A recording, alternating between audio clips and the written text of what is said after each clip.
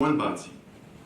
Un autre acteur important dans la préservation du patrimoine du Vieux-Québec, on a Parcs Canada, qui est un partenaire aussi de longue date du ministère de la Culture. En plus d'avoir plusieurs propriétés dans le site patrimonial, le Parc Canada est le répondant pour l'UNESCO. Quand on parle du site du patrimoine mondial de l'UNESCO, c'est le principal interlocuteur à qui nous faisons affaire. La loi sur le patrimoine culturel nous est apparue sous ses premières formes en 1922. À l'époque, elle s'appelait la loi relative à la conservation des monuments et des objets d'art ayant un intérêt historique ou artistique. Elle a permis au gouvernement du Québec de protéger les principaux éléments caractéristiques du Québec. Et le premier élément qui a été protégé par la loi, c'est l'église Notre-Dame-des-Victoires en 1929. La loi a beaucoup évolué à travers les années, et le premier site patrimonial qui a été déclaré, à l'époque on appelait ça un arrondissement historique, est bien entendu celui du Vieux-Québec. La loi actuelle, qui a été sanctionnée par l'Assemblée nationale le 19 octobre 2011 et qui est entrée en vigueur le 19 octobre 2012, s'inscrit dans la continuité des actions législatives du Québec en matière de patrimoine. L'essence même de la loi est toujours la même. Il y a des éléments qui se sont greffés avec les années. Je vous donne ce soir comme exemple le patrimoine immatériel qui est venu se greffer à la loi sur le patrimoine culturel en 2012, excusez-moi. Je m'en voudrais aussi de passer outre, de vous donner la définition de la loi sur le patrimoine culturel en ce qui concerne justement le patrimoine. On parle ici, l'objectif de la loi est de favoriser la connaissance, la protection, la mise en valeur et la transmission du patrimoine culturel, reflet de l'identité d'une société, dans l'intérêt public et dans une perspective de développement durable, puisqu'on se plaît à dire que nous, au quotidien, c'est ce qu'on fait du développement durable. Au sens de la loi sur le patrimoine culturel, un site patrimonial se définit comme suit. C'est un territoire qui peut présenter un intérêt pour sa valeur archéologique, architecturale, artistique, emblématique, ethnologique, historique, identitaire, paysagère, scientifique, urbanistique ou technologique. Je prends le temps présentement de vous les exprimer un par un parce que Sylvain, dans sa présentation, va pouvoir vous décliner les principales valeurs qui ont fait en sorte que le site patrimonial du Vieux-Québec soit protégé par le gouvernement du Québec. Plus simplement, quand on parle d'un site patrimonial, on peut dire que c'est un territoire de grande dimension qui présente un intérêt patrimonial pour le Québec, dans son entièreté.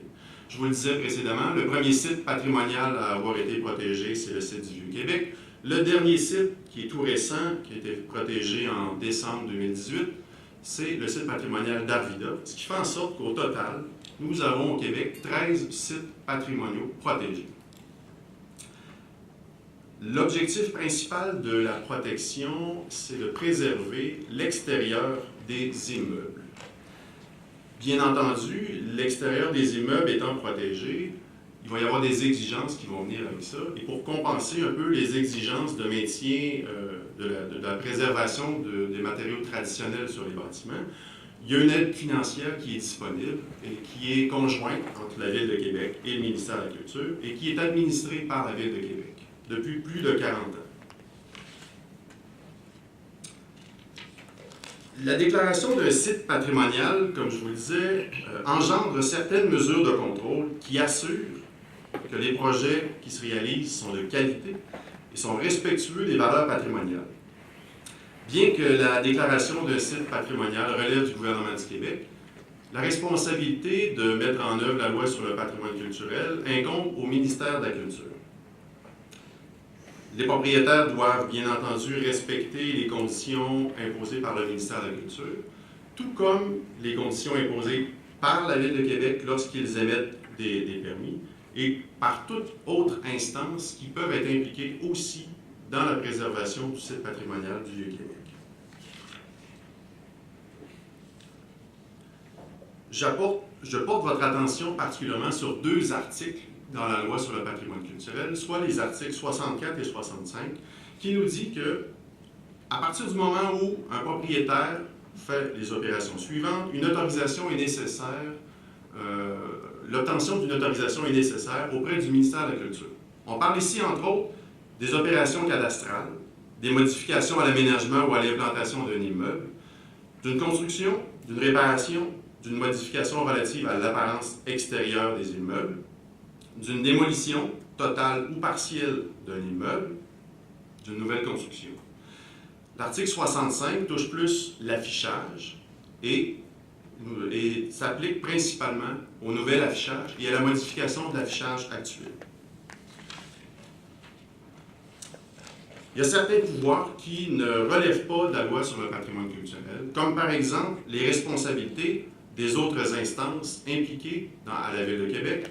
Je vous parlais tout à l'heure de la Ville de Québec, mais il y a aussi la communauté métropolitaine de Québec qui a certaines exigences, et les autres ministères aussi qui ont certaines exigences, entre autres le transport, l'environnement.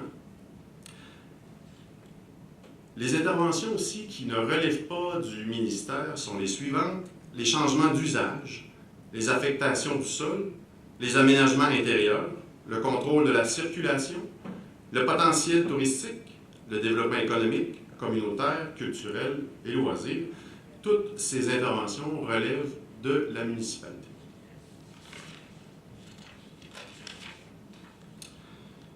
Avant d'entreprendre toute intervention assujettie à la loi sur le patrimoine culturel, il faut obtenir une autorisation du ministère et un permis municipal. Afin d'obtenir l'autorisation ministérielle, le citoyen a une seule opération à faire, c'est-à-dire se présenter à la Ville de Québec pour faire sa demande de permis. Et on a ce qu'on appelle un guichet unique. À partir de ce moment-là, la Ville de Québec entre en communication avec le ministère pour justement délivrer en parallèle les autorisations. Toutefois, depuis le 9 juin 2017, avec la loi 109 qui confère à la Ville de Québec plus de pouvoir, la loi sur le patrimoine culturel, au niveau des articles 64 et 65, ont été délégués, la gestion des articles ont été délégués à la Ville de Québec. Ce qui veut dire que depuis cette date, la Ville de Québec agit au nom de la ministre pour toutes les interventions des articles 64 et 65, à l'exception des nouvelles constructions et des démolitions. Ce qui fait en sorte qu'au niveau du citoyen, le délai de traitement de sa demande de permis et d'autorisation se voit grandement amélioré.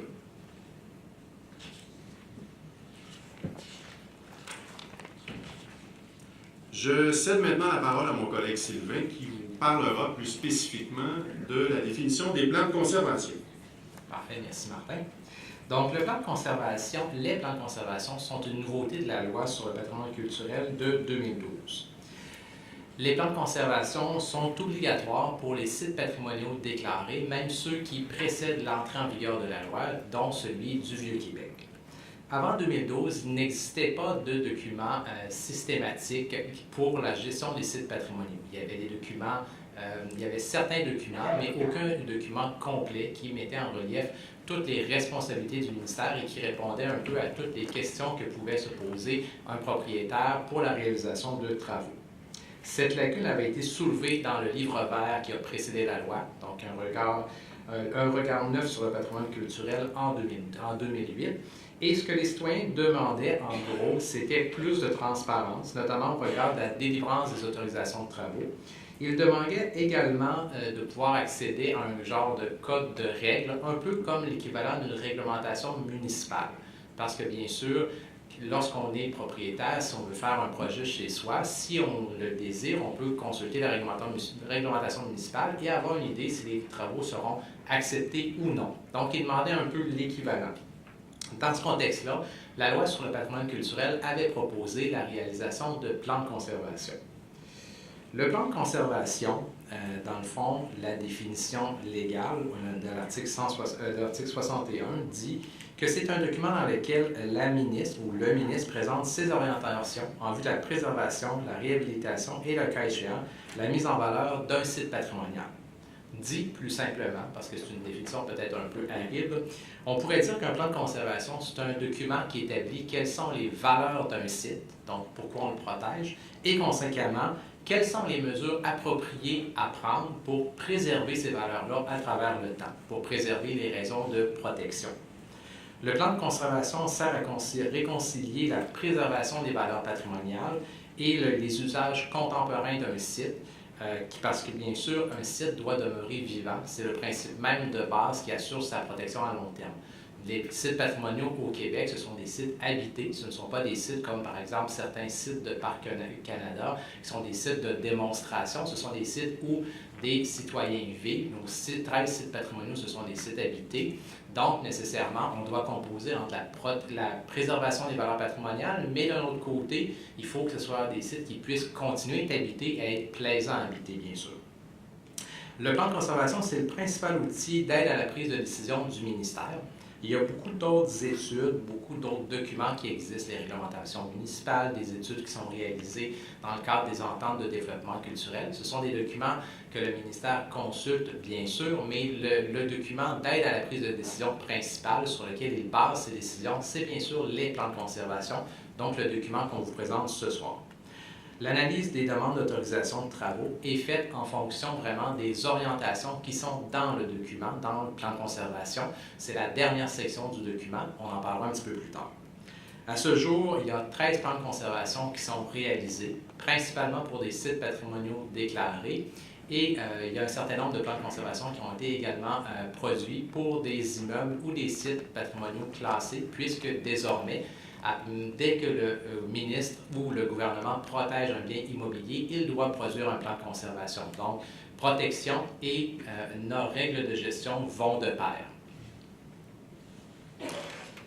Les deux grandes utilisations des plans de conservation, dont celui du Vieux-Québec, c'est d'abord, bien sûr, la première grande utilisation, la gestion des autorisations de travaux. Donc, comme l'a dit Martin précédemment, la gestion des articles 64-65. Donc, le plan de conservation veut répondre aux propriétaires à la question qu'est-ce que l'on peut faire, qu'est-ce que l'on ne peut pas faire par rapport aux interventions qui nécessitent une autorisation de travaux. Le plan de conservation, c'est aussi un document qui aide les propriétaires, mais également toute personne intéressée en patrimoine pour savoir qu'est-ce qui est permis. C'est un document qui est également destiné aux municipalités, donc qui trouve les règles de gestion du ministère, donc dans une perspective d'harmonisation des réglementations respectives. La deuxième grande utilisation du plan de conservation, c'est la gestion des transferts de responsabilité. Dans le cas de Québec, ici, même chose pour Montréal, il y a des lois spéciales qui ont été passées, qui ont modifié la loi sur le patrimoine culturel, qui ont fait en sorte, comme l'a dit précédemment Martin, qu'une partie des interventions dans le Vieux-Québec est maintenant administrée, donc les autorisations de travaux sont émises par la Ville de Québec. Dans le cas des transferts de responsabilité, il est clairement dit que dans l'exercice de ces pouvoirs, la Ville de Québec et la Ville de Montréal sont liées par les plans de conservation. Ce qui fait que lorsqu'elles émettent des autorisations de travaux au nom de la ministre, elles doivent bien sûr baser leurs décisions sur le plan de conservation. La forme du plan de conservation, elle s'inscrit dans la démarche de protection qui est proposée dans la loi. Donc, à savoir l'identification des valeurs patrimoniales. Donc, on met en relief pourquoi on protège un site qui explique la protection. Puis, sur l'identification des caractéristiques. Donc, quels sont les éléments à préserver, physiques, concrets. Puis, par la suite, sur l'identification d'orientation, qui sont l'équivalent d'une réglementation, par exemple, de nature discrétionnaire, un peu comme un plan d'implantation et d'intégration architecturale au niveau municipal. Donc, sur la définition d'orientation qui nous dit comment, bien sûr, intervenir sur les éléments caractéristiques. Les grandes articulations du plan de conservation répondent à un certain nombre de questions que se posent autant les personnes qui préparent un projet, donc un propriétaire, un mandataire, un architecte, que elles servent à répondre aux questions que vont se poser les personnes qui vont analyser les projets au ministère, donc ou à la municipalité dans le cas de Québec, pour pouvoir les autoriser. Ces grandes questions-là, je les ai mis à l'écran, à savoir la première, c'est que protège-t-on? Parce que bien sûr, la première question qu'on se pose dans un site, c'est à savoir qu'est-ce qu'on protège? C'est quoi les limites du site? Qu'est-ce que la protection en tant que telle implique? Donc, est-ce que ça protège des intérieurs, des extérieurs? Est-ce que ça protège des biens mobiliers, immobiliers? Donc, on veut répondre à cette première question-là. La deuxième question, c'est pourquoi on protège ce site-là? Parce que bien sûr, si l'on impose des conditions qui sont souvent perçus lourds par certaines personnes, bien, c'est parce qu'il y a une raison importante, profonde, c'est parce qu'effectivement, il y a des raisons de protection qui sont importantes à préserver. Bien sûr, donc l'objectif de la deuxième partie, c'est d'expliquer pourquoi on protège ces sites-là. La troisième partie, c'est bien sûr que doit-on préserver. Donc, bien sûr, une fois qu'on a dit qu'on protège un site pour une valeur architecturale, c'est assez abstrait, ça peut être interprété d'une manière différente d'une personne à l'autre. Bien sûr, on décline ça en caractéristiques, où là, vraiment, on attache ça sur des éléments qu'on peut observer lorsqu'on se promène dans le site. Donc, c'est la partie caractéristique. Et ensuite, la quatrième partie, c'est comment doit-on préserver? Parce qu'une fois qu'on a dit qu'il y a une valeur architecturale, que ça s'incarne dans certaines caractéristiques architecturales, bien là, la question qui se pose, c'est oui, mais lorsque je veux intervenir sur cette caractéristique-là, qu'est-ce que je vais pouvoir faire et qu'est-ce que je ne pourrai pas faire? Donc, la dernière partie, c'est bien sûr comment préserver.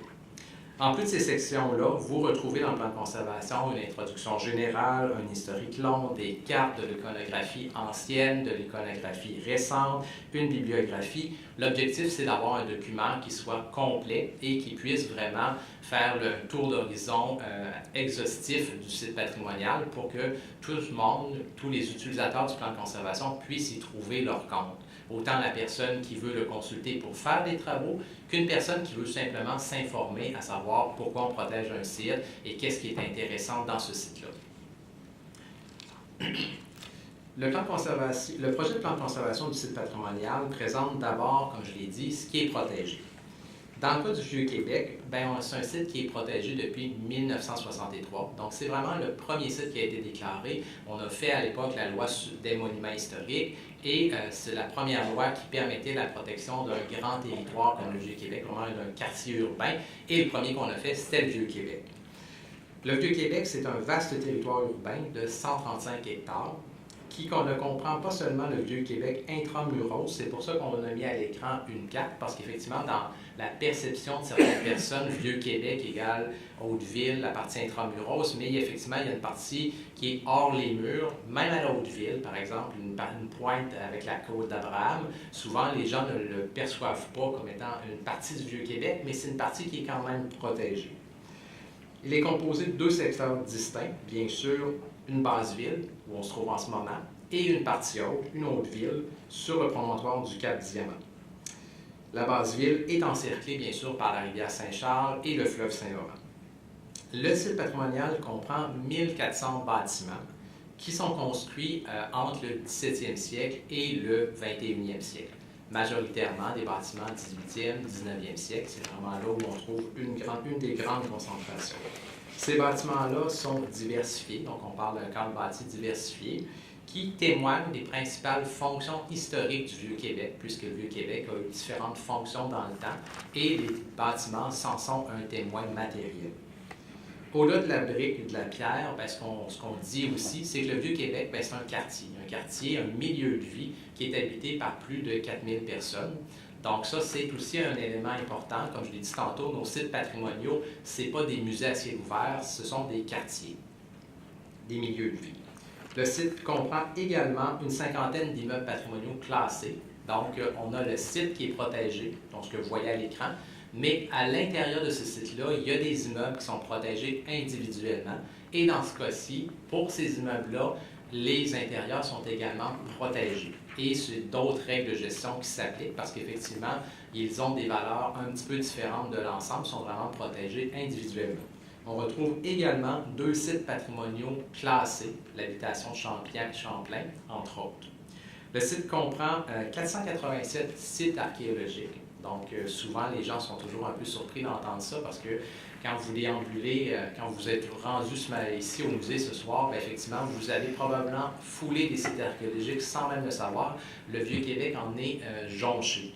C'est un des éléments qui est quand même relativement important. C'est le site patrimonial au Québec qui compte le plus de sites archéologiques. Le Vieux-Québec est également inscrit sur la liste du patrimoine mondial depuis 1985. C'est le seul de nos sites patrimoniaux au Québec qui est inscrit sur le site du patrimoine mondial. Et il compte également plusieurs lieux historiques nationaux du Canada qui sont administrés par Parcs Canada. Le projet de plan de conservation présente ensuite les raisons de protection du Vieux-Québec. Donc, pourquoi on le protège? Et ces raisons-là, s'incarnent à travers des valeurs patrimoniales. Une valeur, qu'est-ce que c'est? Souvent, ce n'est pas quelque chose que les gens utilisent à tous les jours, donc souvent les gens n'ont pas ce terme-là en tête. Une valeur patrimoniale, c'est ce que reconnaît, valorise une communauté dans un élément du patrimoine. C'est ce qui explique la protection, justifie les efforts collectifs investis, parce que quand on parle d'efforts collectifs, il faut quand même comprendre que la Ville de Québec et le ministère investissent beaucoup d'argent annuellement. Donc, si on le fait, dans le fond, c'est parce qu'effectivement, il y a des valeurs patrimoniales très importantes, profondes à préserver ici. Les valeurs, c'est une sorte de récit que les gens, les membres d'une communauté se racontent, partagent et